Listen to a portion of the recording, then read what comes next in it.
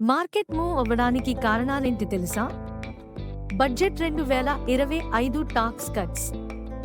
April 1 నుంచి కొత్త talks rules అమల్లోకి వచ్చాయి.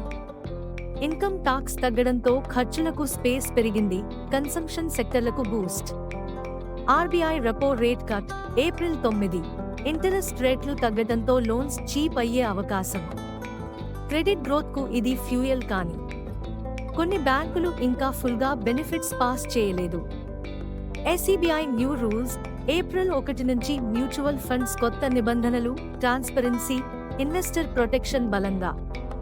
గ్లోబల్ టెన్షన్స్, టారిఫ్ వార్ కారణంగా ఐటీ, ఆటో స్టాక్స్లో ప్రెజర్.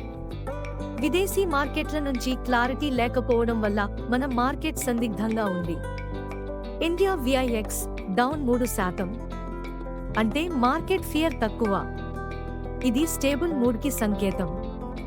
మొత్తానికి ఫ్రంట్ లైన్ ఇండెక్స్లు రేంజ్ బౌండ్లో ఉన్న బ్రాడర్ మార్కెట్ బ్యాంకింగ్ స్టాక్స్ స్ట్రాంగ్గా కనిపిస్తున్నాయి.